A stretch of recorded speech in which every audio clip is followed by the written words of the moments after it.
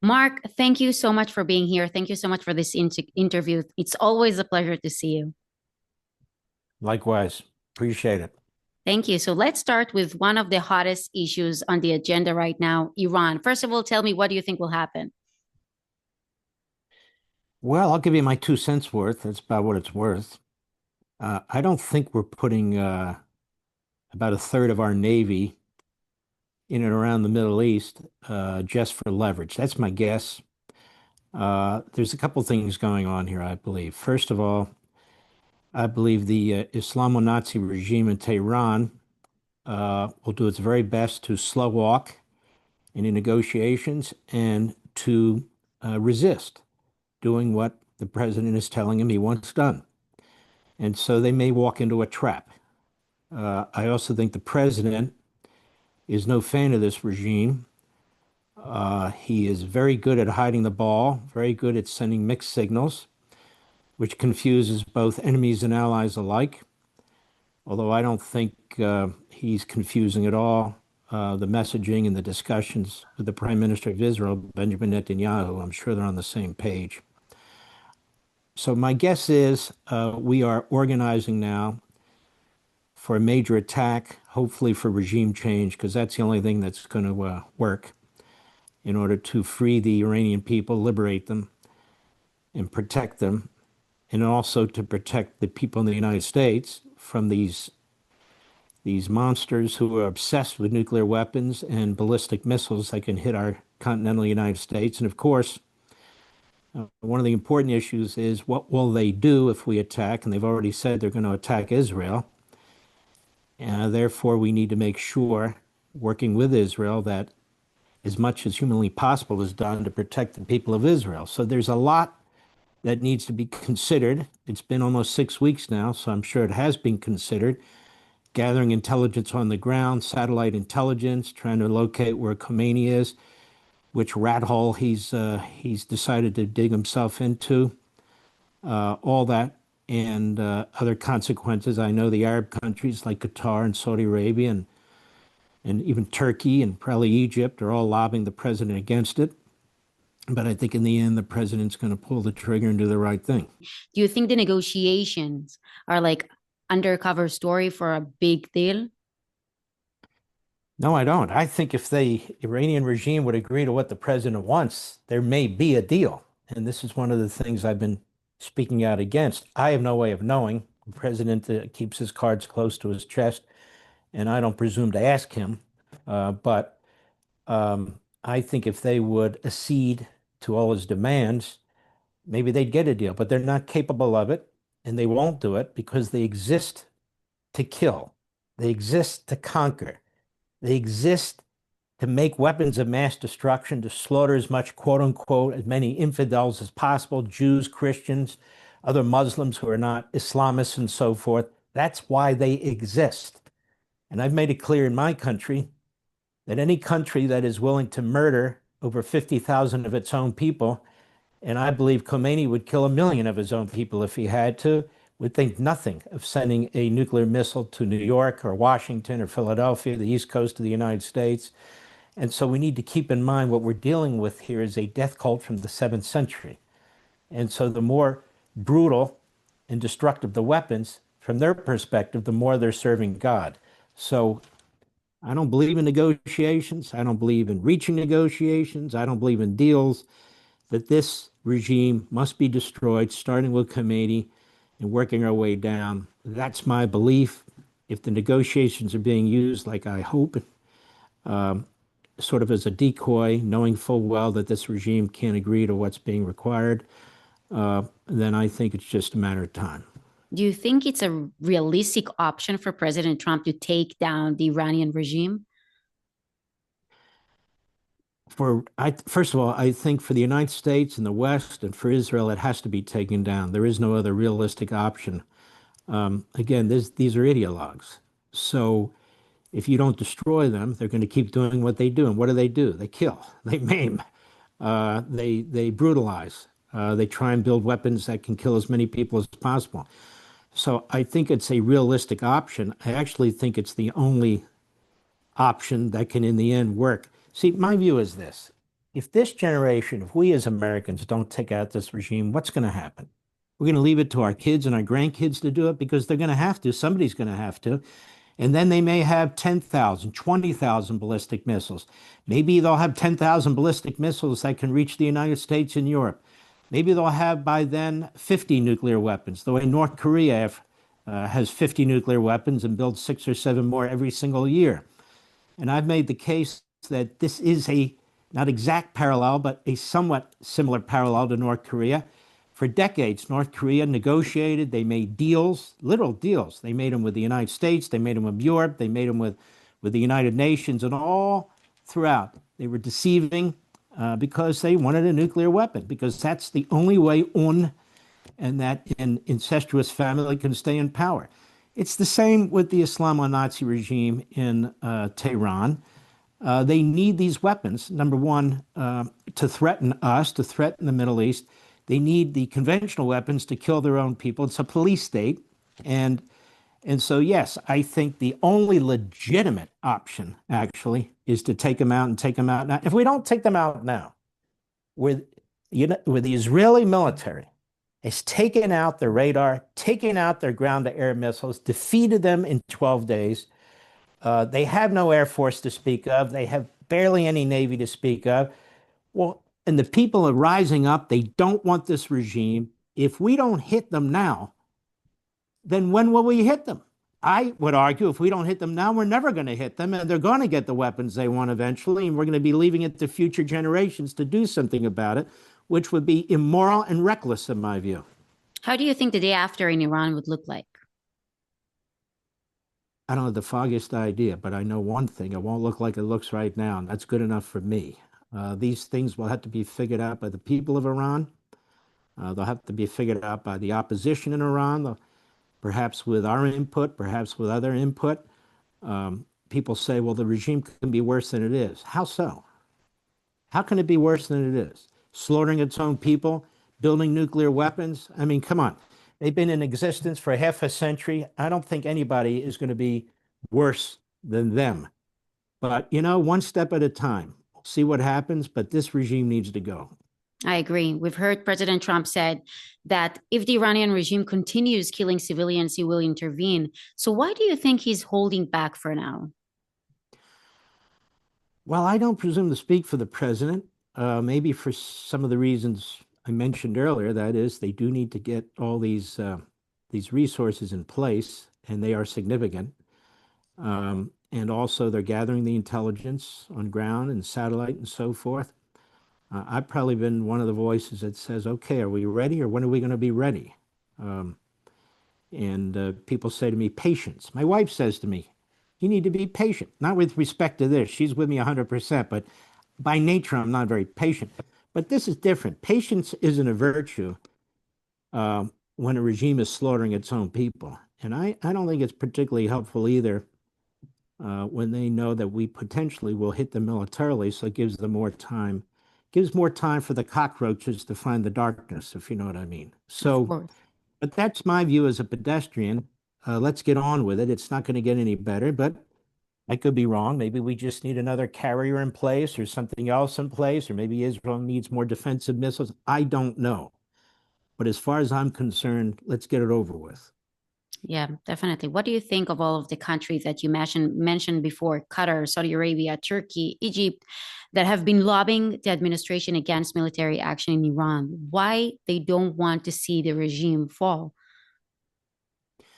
Because in the case of Qatar and Saudi Arabia, these are fiefdoms, these are families who turn the country over from one kid to the next, from one relative to the next. They are old-time monarchies, but, brutal police states and dictatorships. Again, they spend a lot of money in the West trying to buy PR, trying to persuade us how wonderful they are. And yet in their home countries, they are police states. They have big prisons. They decapitate people. They have all kinds of rules and so forth and so on. If you're Christian or Jewish and you live in these countries, good luck. Turkey is run by an Islamo-Nazi genocidal maniac. And Egypt is run by a military dictator who's scared of his own shadow, and he worries about the Muslim Brotherhood, which, of course, was established in Egypt. So none of them are democracies. None of them intend to be democracies. So they worry about their own people rising up and overthrowing them. And they look over at Iran and they say, you know, one day that could be us. Or in the case of Turkey, he's looking over there and he's saying, wait, wait, wait. They're my new partner in our scheme to take over the entire region. So they all have their reasons. None of them are good. None of them are humane. And so, again, as I say here, who gives a damn what they think or say? We have nothing in common with them. And they have their own objectives, which is their own survival and to continue to put down their own people. How unusual do you think Prime Minister Netanyahu's sudden last minute visit to the Washington, D.C. is? Look, I think you've got an extraordinary leader in Benjamin Netanyahu, and I think we have an extraordinary leader in Donald Trump. And I think personal relationship, which is very strong despite reporting in Axios and some of these other Haaretz and so on. It's a very close personal relationship.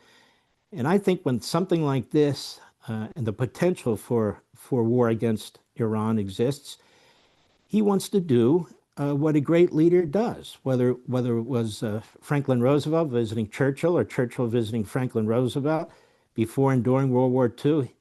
He wants to make clear what the objectives are. He wants to make clear, without envoys and other people in between, what they should do, what they could do, what options are on the table. Face to face, it's the cleanest way to do it, rather than through the media and advisors and that sort of thing. So I think it's very, very wise to have this meeting. And obviously, both of those men do too.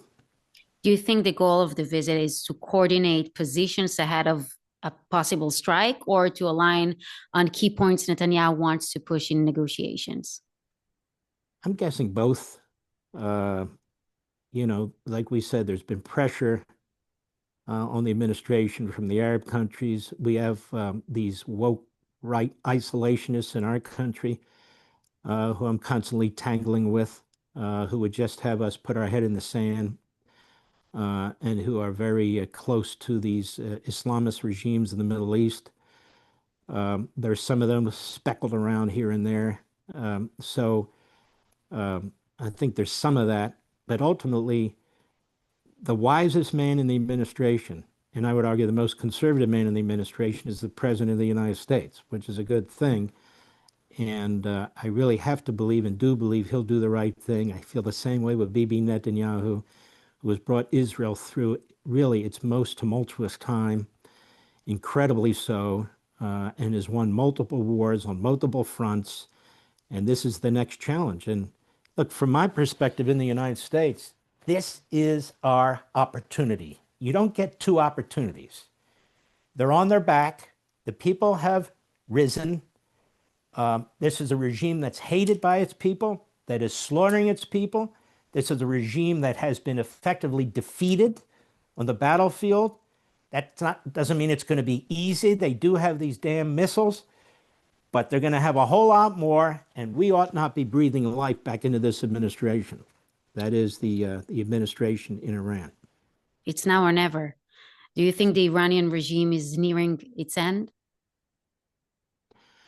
Uh, you know, people sometimes ask me, do I think this is near the end? Do I think it's the beginning? You know, my view is, I have no idea, but let's do what we have to do to try and make that come true. That is, we have a responsibility to our children and grandchildren, to people all over the world, to take these guys out, to take this regime out now, finally. I fear there's not another president who would do it. There wasn't any other president who would hit them, their nuclear weapons. You saw the prior regime, Biden and Harris, how they were withholding weapons from your country in the middle of a war. It was disgusting. Donald Trump loves Israel, and he loves the Israeli people, and he is very close to Netanyahu, despite all the propaganda in the media. And they work very closely together, which is why he's provided arms for sale, which is why we're working so closely on intelligence and on military innovations. I would say more than ever before. He feels very strongly about this. He tells me this all the time, and there's no reason not to believe him.